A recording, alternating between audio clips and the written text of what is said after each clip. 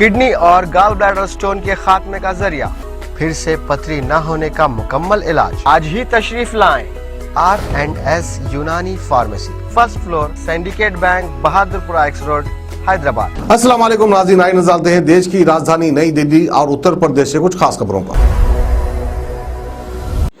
फरीदाबाद से खबर आ रही कि धौज थाना एरिया में गुरुवार सुबह एक शख्स ने अपने साथी के साथ मिलकर अपनी पत्नी, सास, साले और उसके दोस्त को गोली मारकर हत्या कर दी है।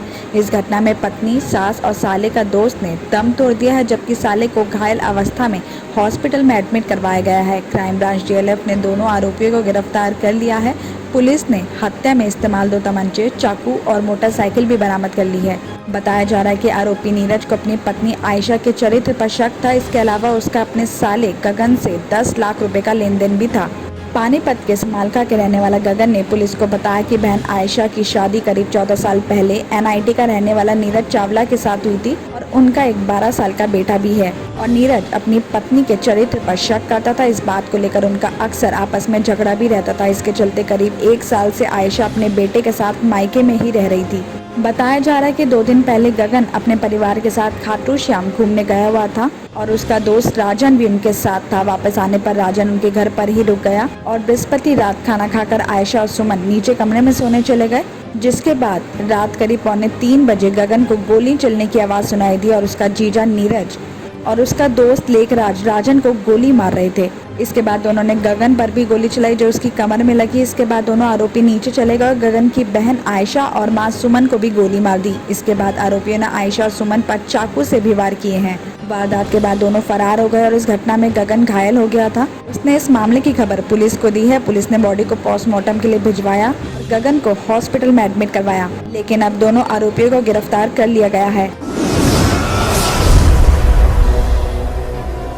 दिल्ली NCR के मौसम में इन दिनों बदलाव जारी है। तापमान के अंतर के साथ अब सुबह और शाम के टाइम हल्की सर्दी दस्तक महसूस हो रही है। इसी कड़ी में हवा में हल्का सर्द एहसास बना हुआ है। मौसम विभाग का अनुमान है कि शुक्रवार को पराली का धुआं और स्थानीय स्तर पर उड़ने वाली धूल की वजह से हवा में PM 2.0 और PM 10 के लेवल में इजाफा होगा। तो वहीं मौसम विभाग के मुताबिक बृहस्पतिवार को अधिकतम तापमान सामान्य के बराबर 32.4 डिग्री सेल्सियस और न्यूनतम तापमान सामान्य से 2 कम 16 डिग्री सेल्सियस दर्ज किया गया। साथ ही हवा में नमी का लेवल 31 से 92% रहा। तो दिन भर हल्की धूप खिली रही और मौसम सुहाना रहा। हालांकि सुबह और शाम के टाइम हल्की सर्द हवाएं महसूस की गई हैं। मौसम विभाग की तरफ से ये भी कहा जा रहा है कि आने वाली 23 और 24 अक्टूबर को दिल्ली में हल्की बारिश की संभावना बनी हुई है। इसके बाद मौसम फिर करवट लेगा और सर्दी बढ़ेगी। हफ्ते के अंत तक अधिकतम तापमान 29 और न्यूनतम तापमान 16 डिग्री सेल्सियस तक दर्ज किया जा सकता है।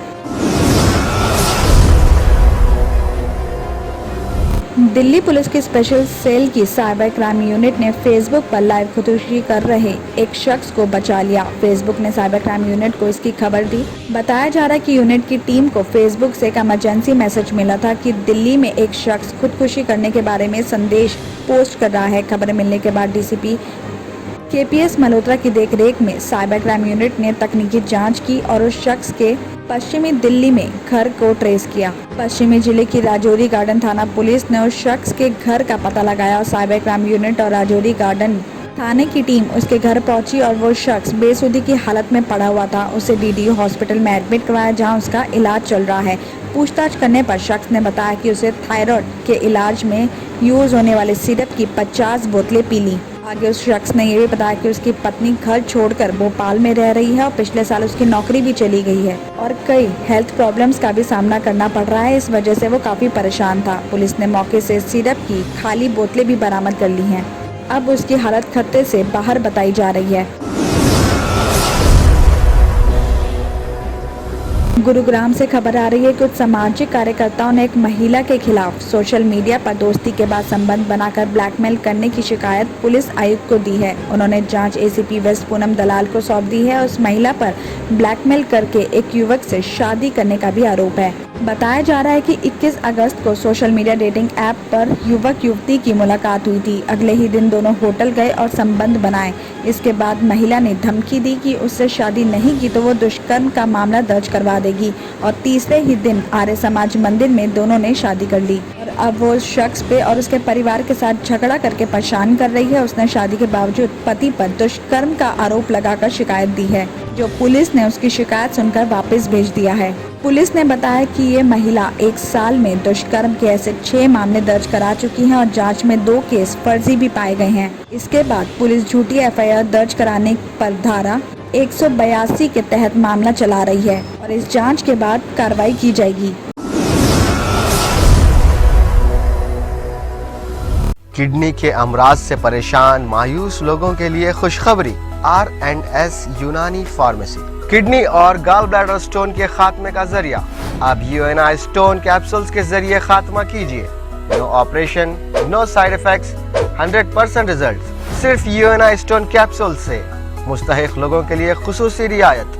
फिर से पथरी न होने का मुकम्मल इलाज। दर्द, कॉन्स्टिपेशन और पुराने कब्ज से निजात पाइए। आज ही तशरीफ लाएं। R&S यूनानी pharmacy, first floor, syndicate bank, Bahadurpura X road, Hyderabad. Contact 9703 939 436 9063 383760।